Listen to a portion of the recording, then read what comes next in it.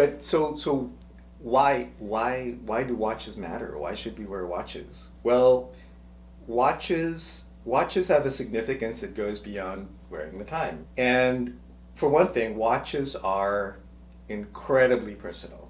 You wear them next to the skin.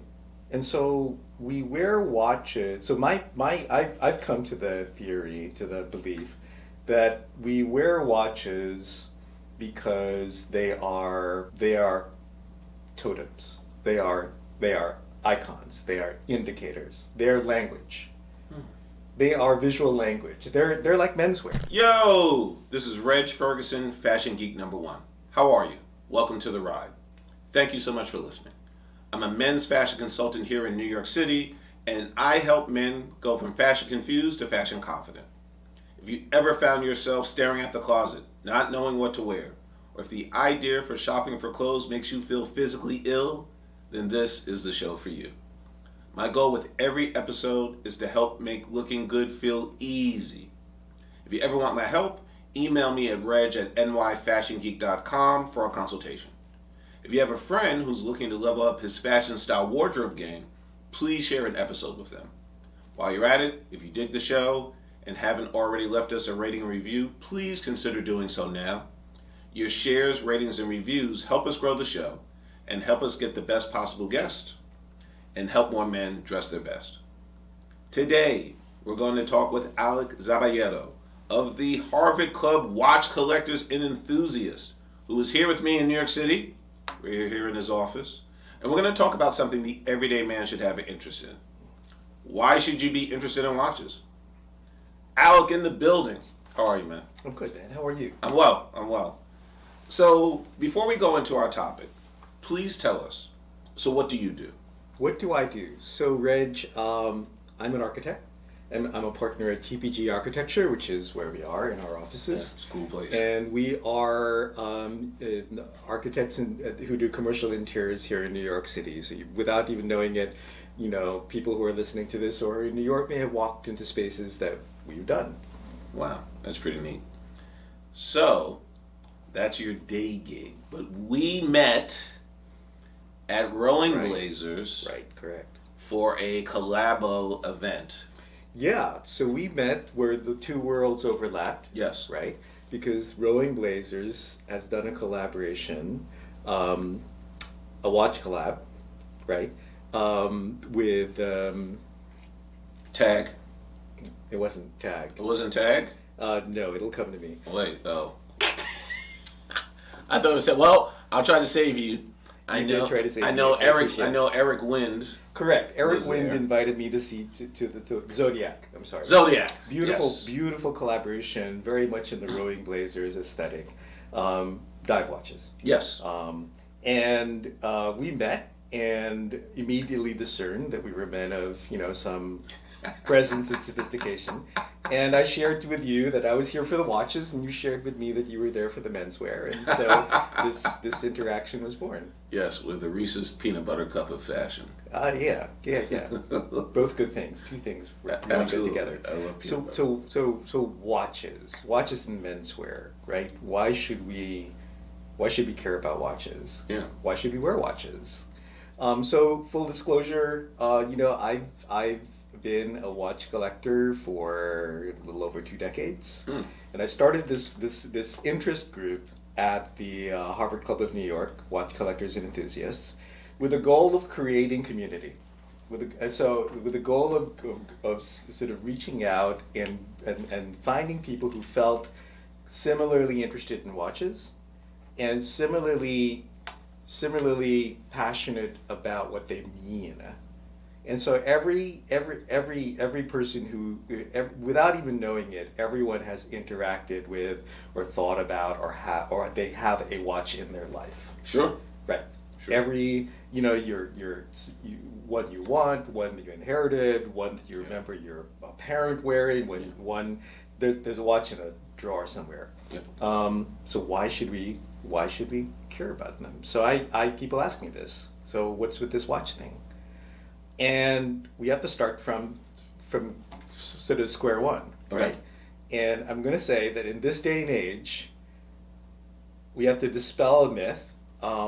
or a fanciful belief, no one actually needs a watch. What do you mean no one needs a watch? Okay, well, let me qualify. So people say, I need a watch so I can tell the time. Right. Right. Oh, do you? Well, okay. I start my day, I wake up, my alarm clock gets me up, and it tells me the watch, tells me the time. Tells you the time. I have my iPad as my backup in case I oversleep the alarm clock. Okay, it's set 5 minutes later. It tells me the time. Right. Right. I get out of bed, my coffee maker tells me the time. My microwave tells me the time, and so does my oven. And they don't really agree. But yeah, mine either. No, it's they'll a tell me minute the time. apart. Siri would tell me the time if I asked it. Right. Right. Get on the subway. Subway tells you the time. Yes. Right. Get to your office. The elevator tells you the time. We live in a world where the rationale of saying I need a watch to tell the time. Arguable at best. Yes. Strange coming from a watch guy. No, I mean if you want to be contrarian, but I think you're doing it to make a point because these are personal choices. I'm making a point. So what is the point? So we have to ask ourselves if we don't need watches to tell the time, right? Which is ostensibly why we have watches. There's other myths around that, like accuracy and robustness and like all these sort of things about watches. Yeah, which is very 20th century if you think about it. Oh, very much so, very much so. But so why do watches matter? Why should we wear watches? Well, watches have a significance that goes beyond wearing the time, of telling the time. And for one thing, watches are incredibly personal. Yes. You wear them next to the skin. Literally. And literally. They're all one of the few things that on a daily basis you wear and they sit next to the skin. So much so that they gunk up. But anyway, they sit right next to your skin. And they're very, very personal that way. And so we wear watches. So I've come to the theory, to the belief that we wear watches because they are totems. They are icons. They are indicators. They're language. They are visual language. They're like menswear.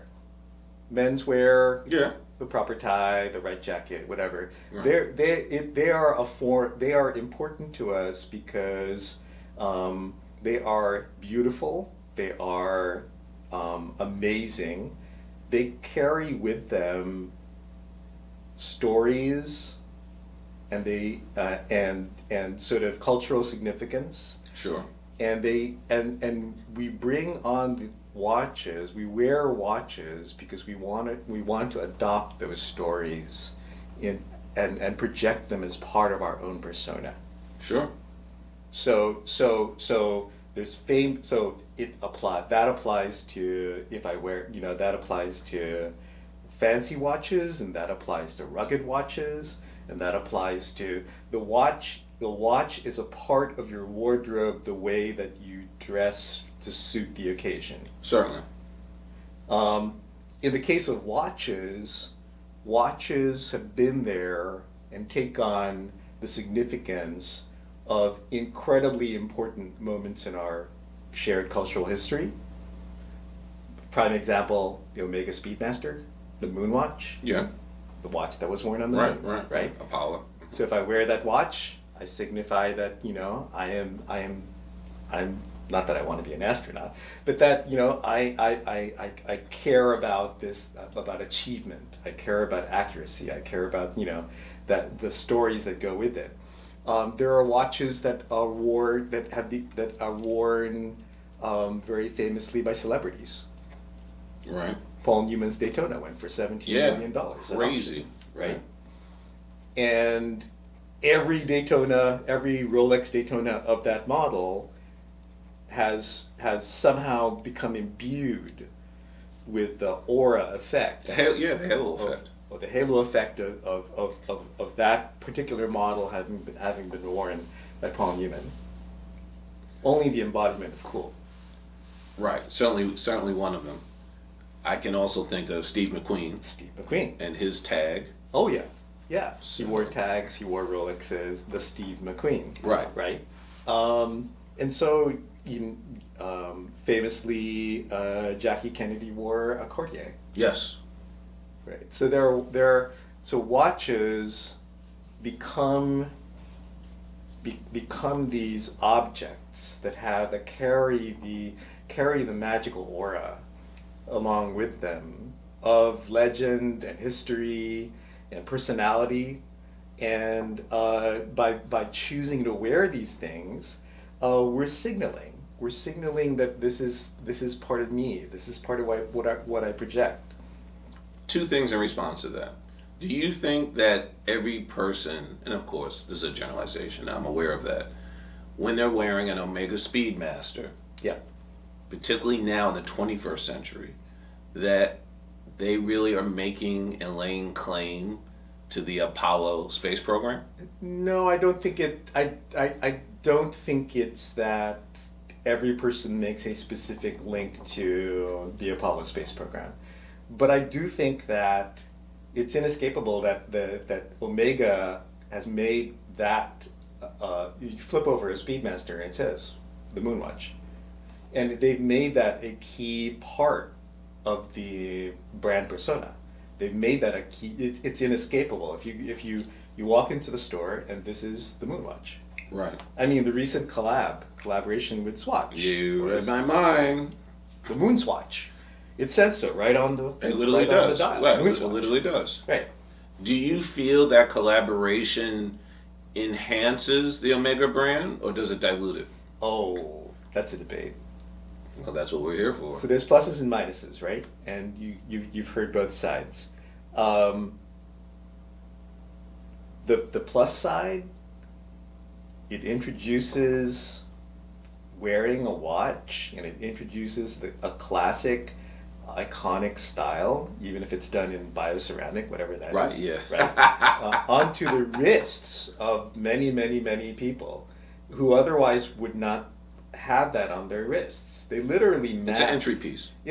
Well, yeah, and it breaks the ice, right? It sort of gets people to the point of going, oh, there's something here, right? This is the thing called the Moonswatch because there's a Moonwatch, because there's this, and then it's sort of like, will everyone then become a watch enthusiast? No. No. But, it starts to get people to the point of saying, oh, okay, this is, on the minus side, there are people who said, oh, this is not good for the brand because you are eroding, brand equity by doing this to the Speedmaster. I think the Speedmaster will survive it. I agree. I posed the question just to be who I am. Yeah. But I agree. I don't have any skin in the game. Right. That's a Swatch reference if you're paying attention. Mm. I don't believe it necessarily dilutes it. I think what's interesting that it's a collaboration with Swatch, and Swatch is a brand that you and I are first generation users. Right. I love that brand still Sure. to this day. Yep. I have 3 Swatches, technically 4. One's still in the case. Mm-hmm. I've never used it. I can explain why if asked. But the interesting thing about what you're saying, I believe as a premise, is they're making this grand watch accessible for people who generally would not have the means to acquire a Speedmaster. And the reason why I find that interesting is knowing the history of Swatch and knowing that we have Keith Haring, the late Keith Haring, Right. who did wonderful work with Swatch. Literally, if you were fortunate enough, and now I'm sure these are grails of immense value, if you bumped into him in the street and he took his magic marker, Yeah. but even beyond that, having his illustrations as part of the brand, Yeah. that was his whole premise of I making remember. art Mm. accessible Yeah. to everyone. Yeah. So what a nice, Well, I what a nice like full that. circle there. So there's different. So we're living in an amazing time because we're living in a time when you've got a level of quality watch that can now be made and brought to people by smaller brands and micro brands that was never possible before.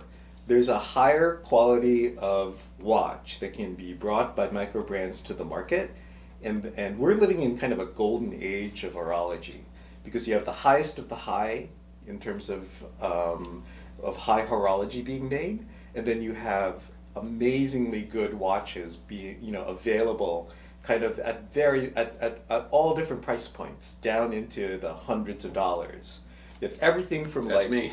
Oh, sure. Well, it's all of us. It's all of us, because we're also living in an age where we go high-low all the time, right? Sure. You can dress, high and low, and sometimes both. Absolutely. And so it's really a golden age. You can be in the same room, and if you truly care about watches, and not as status symbols, but because of as the thing and as the phenomenon, and for what they are, that you can feel as enthusiastic about a micro brand that costs hundreds as you can about a high Swiss brand that costs hundreds of thousands. Right.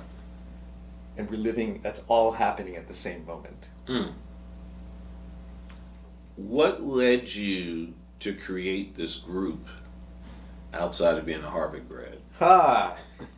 I know you mentioned community, but I just would like you to elaborate about what was the impetus? So the group is really a product of, or a reaction to, the pandemic. We all remember the pandemic. Yep. Right. We all remember being cooped up. Yeah, looking at people, little boxes on the screen. We all did it. A little box on the screen. And you're looking at us in a little box on the screen. Right, Yeah, exactly. right. But this was bad. This was worse. So it was 2 years ago, and there we were, and we were all sick of the pandemic. And I made a resolution that I wanted to come out of this insanity, right? Which was isolating, and which was really kind of destructive to the soul. And I wanted to come out of it more open and more social and more rooted in community and more. I wanted to put myself in the way of interesting interactions. Oh, you're very kind. And so accurate. I looked around I thought about where could I make that happen, and what natural interests do I have that I can share, because it's often useful to have a commonality, right? And so I have been a watch collector, and primarily vintage Rolex for over 2 decades, and I thought, and I belonged to the Harvard group for about that length of time. Oh wow. Yeah, and I said, here's a community. Here's a community, and let's try something. And so the club allows you to form social groups. Mm. And so it's a club within a club. Nice. Yeah. So our membership is, by definition, pulled from the membership of the club. Right. And it's been incredibly rewarding, because it isn't just people we have a whole range, as you can imagine. Harvard graduates are pretty intense and very, very engaged. And we have everything from world-class collectors to recent graduates who just say, hey, I'm really interested in this, and I'm interested, I don't know what I want as my first real watch, and I find the boutique thing just really terrible and intimidating. Sure. And the group welcomes... And accessible. Yeah, and kind of deliberately so. Absolutely, which is ironic while this is happening at the Harvard Club. Well, yeah, we're defying expectations. I know. That's... NYU grad just busting. Oh, NYU's busting on Harvard. Yeah. All right. Why not? Punching up. I'm not going to go there. All right. We're settling the feud right here. Okay. There's no beef. There's no beef. So even to Harvard graduates, right? Because of course, no, it's all relative. The school has really moved with the times, and so has the club, and so it is diverse in age, and it's diverse in gender and skin color and origin, And so it's a nice mix of a group because it's not all like dyed in the wool watch geeks. And we get to we get to share, and we get to do events with brands and watchmakers. How was the process of applying to the Harvard Club for your club? How does that work? How does that work? Yeah, how does that work? Sure. Well, you have to apply to the leadership within the club, because there has to be a certain amount of and there are some stringent rules. There's some very stringent rules. For example? For example, well, the purpose of the rules is so that that there isn't abuse of sort of the association with the club. Because for one thing, every group within the club has to be purely social. Purely social. This is for information. This is for right, enrichment, cultural enrichment, and we keep it strictly so, right? We keep it strictly social, and it's got to be true to that sense of it being a plus to the club in terms of creating more camaraderie. Yeah, value add to the club. More value add. So it can't be an ego exercise. Harvard ego. No, that can't happen, right? Beats me. Anyway. I went to NYU. So it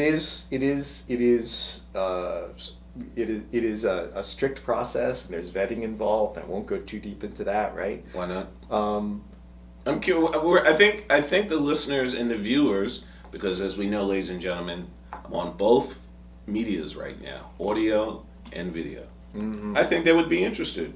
I mean, as long as it's not something that you have an NDA on. What? No NDA. Okay, so give us an example. So basically, part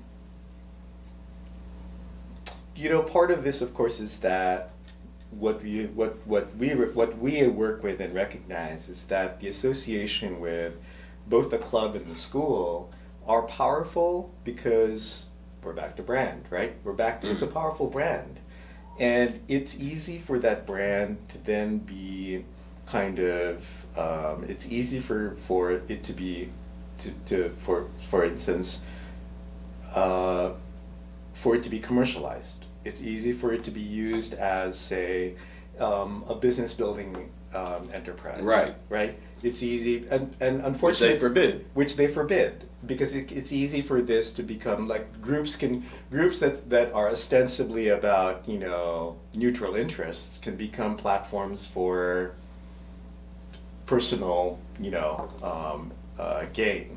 And so we're very, very we keep this very, very much a social exercise. Right. We keep this very, very much, and we do keep it. We very much keep it an exercise where we invite guests in, and we treat them like guests that come into our house. Right. Let's have an early dinner. Let's have a group meeting. Let's have drinks afterwards, and I think that's something that's really refreshing for a lot of our guests, and it's something that really sort of lends itself to the character of the group, that really defines the group. Now, when you mention guest, are you saying alums as guest, or? Well, we're saying, for instance, that we invite, say, a watchmaker, right, to be our guest, to come in and to show what his work, and to talk about how he started the company, and to talk about his projects and his passions. Or brands, right? We bring representatives from brands in as guests, or retailers, or collectors, and those are our guests. What was the hardest question, either through the application, or I'm assuming maybe you get interviewed by a board? What was the hardest question you received in presenting the application for the group? I think the hardest question is really answering the question of how is this a plus to the club experience? How is this a plus to the community? Right? How does this increase the how does this increase the connectivity between members in the club and the usage of the club? Because it's about creating critical mass of members using the club as well. Right. It's interesting. We're back in the time when there's more private clubs being founded. It's a phenomenon in the city, and that's been going on for a few years now. And so it's actually the club as the Harvard Club's been there for since the 19th century, right? But this phenomenon of private clubs is like newly resurgent. There's more private clubs now than I can remember there being. Wow. You mentioned the diversity of the membership of the club. Sure. Do you have a sense, because for the audience, whether you're watching or whether you're listening, Alec much earlier said that he is Filipino. I'm Filipino. So he's a person of color. Do you have a sense of how many clubs are led by people of color? Huh. You mean groups between women? Yeah, like you run a group. Question. You run a group. I don't, because honestly, there's it's not like there's a convocation of all the groups. Oh, right. It's like we're all doing our own thing. Right. And so I've never met the people who lead, for instance, the chess club or the cycling club or it's like I don't really I know I meet members within the club. Sure. Yeah, and I can speak to that, right? But I couldn't tell you about the other groups. Okay. I would lay a wager that you are one of a few individuals of color that runs a group. We'll never know. I understand that. I have no idea. I know. And ignorance is bliss. But that's. I don't think it. Anyway. What? So, can you give an example? You kind of hinted when you bring people in as guests, representatives, watchmakers. Right. But what's a typical event like for your group? Sure. So, a really typical event is that sort of meetings are monthly, and a very typical event is that there's a group meeting with a guest speaker, and that is our guest, right? Let's say we invited you to come in as our guest. Right. Right? One day. I could add value. You could add value. And so we would say, okay, there's a meeting at 7:00 and it runs for an hour and a half. And that is the actual meeting. But we offer up that please come and let's do an early dinner. Prior to the meeting. Wow. And then right, let's do an early dinner and invite other members of the group. Oh, come and chat and break bread and come and let's go start downstairs in the main dining room and have an early dinner. And there's nothing like breaking bread, right? No, I agree. Yeah, and that's core just human psychology. You want to be together, and it creates that sense of warmth and connection. And then we proceed to the meeting, and we go through the meeting, and there's always so much enthusiasm and always so much passion and always more to talk about. And so we go, all right, we gotta clear the room because anyone who wants to continue, let's go down to the main bar. Wow. I mean, that's fantastic. Watches are a passionate thing. They are. They're you can really get into it and conversations can go and go and go. Do you have a sense of how many members you have in this group? Yeah, I do. It's 20, 30, 100? No, it's more. It's under 100. Okay. Yeah, it's under 100 or so. It's not a big group. So we're not alone in being a watch interest group. There are watch groups, all over the city, and some are quite big. Some are. We're a relatively small group. We're a club in a club. Right. Right. So it's several dozen. Okay. Very interesting. So, let's see.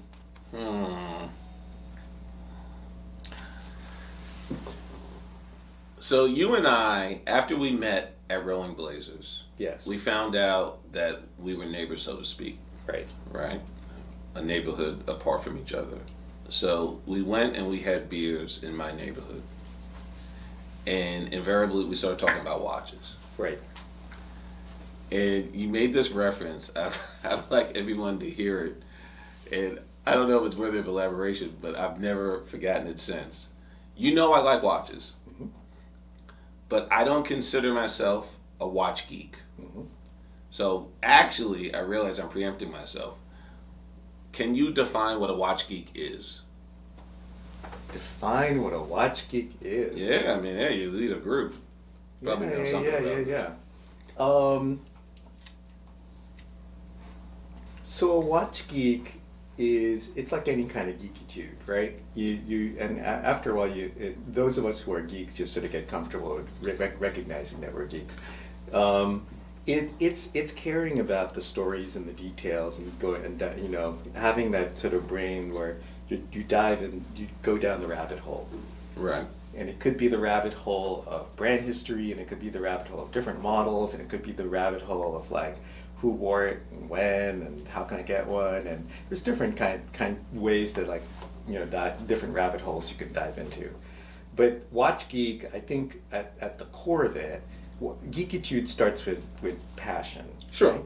Geekitude starts with like caring so deeply about a subject that you go into the minutiae of the subject, right? Right. And you go into like the subtleties of the subject, and Right. Whether it's lapels or whether it's watch models. I am not a geek. I am an enthusiast, and I am a consultant. The line between enthusiast and geek is like. Well, what a wonderful segue, because I like watches. Yeah. And ladies and gentlemen, particularly for the individuals who are not watching this on YouTube, but they're listening, we are going to be, I don't even know how to say it, we're going to be overwhelmed by Alec's sample of his collection. Okay? I like watches, you like watches. Here's the line that you said. The difference between the two of us is that I'm infected and you have the disease. Those are your words. I'm not paraphrasing. True enough. You can't hide, Alec. Or we could say we're at different stages of progression. No, that's what you said, and I'm standing by that true. Because it's true. I do love watches. I absolutely do. Yeah. But I'm a watch enthusiast. Well, that's why we have enthusiast in there. Yeah, but you're a geek. I am a geek. I know you are. I'm a self-confessed geek. I am aware of that, and I have a feeling that you have some people who already are geeks in the group, and if not, they will be slowly influenced to be geeks. Geek is a state of being. I'm aware of that. Great. So I just have, and hopefully we'll do that too when we do the second part, so to speak, within one episode. Right. I'm just a humble man with a humble watch. Which actually, let me hide the watch because you haven't seen it. Okay. I brought it. I brought it intentionally. I brought it. Yeah, you can put your glasses on, but it's cuffed up now. All right. No, I want to see I want to hear your take. Okay. And speaking of take, you mentioned something earlier. I'd like you to elaborate on. Okay. The amazing influx of micro brands. Yeah. You and I both on. We can work remotely now. Brands can actually reach multiple collaborators, multiple vendors. They can work in the cloud. They can pull things together from any location. Right. So you can be in France or in Ohio or in the UK, and you can have manufacturing done, or in Singapore or wherever, Japan, and you can have manufacturing done, globally. Mm. It's an impressive time. Yeah. They're not going to get my money. Oh, look at them. They're not. I mean, I like what I have. I have a nice collection. It's modern. It's classic. It's mechanical. It's Right. quartz. It's eclectic. It's you. Yeah, it's eclectic, like me. So, but I'm set. I'm done. Because you know why? I have a case. There's a finite number of slots. It's kind of like imposed self-control. Absolutely. I filled my case. Absolutely. All right. Now, I know you're the watch guy, but you're also a Sharpie. Ladies and gentlemen, I just want to let you know when I first came in, he was not dressed the way he was. I liked the way he was dressed. He had a shirt. He had a cardigan. Mm-hmm. But he said, if I'm going to do this visually, not just for audio, I have to undergo a costume change. Well, So, no, it's absolutely fine. No, I'm not trying to play you out. I'm just being factual. So, he's got a nice sport jacket, and he's got a button down, but the collar isn't buttoned down. That's clearly, right. Some irreverence. Mm-hmm. Beautiful, beautiful wool tie. Thank you, sir. Yeah, no doubt. And well, you're from the waist down. That's how you were. You didn't change that. So my point is, Alec, why is fashion important? Why is fashion important? So, as a designer, I work with brands, right? Right. And so I think that I'm more conscious of brands and the power of brands than most people might be. Mm-hmm. And I'm a firm believer that each of us is their own brand. We are, whether you like it or not, you have a brand. Sure. And you are clearly, conscious of the brand. And I do like it. Right. We should like our brands, right? We should be conscious of how we use our own brands and our own personal brands. And so I see fashion as, and what do brands do? Brands have to project that brand. Brands have to communicate, right? They have to know that it's for the whole history of mankind it's all coded communication, right? Sure. Whether Scottish tartans or tribal tattoos or amulets or whatever, it's communication. Yes. It's communication about belonging to groups and aspiring to things, and fashion is a tool in that, right? Yeah. And I think you should control how you communicate. Be aware of how you communicate. It's like having an Instagram page, right? You are turn that around. It's like you are. Oh, don't talk about my Instagram page. It's terrible, but it's gonna get better. We're Q1. have words about your Instagram page. No. Hey, I can take it. What difference has fashion made in your life? Fashion has. I was very fortunate in something we share, which is that I was taught the basics and the ins and outs of menswear by a father who dressed well. Yep. Right.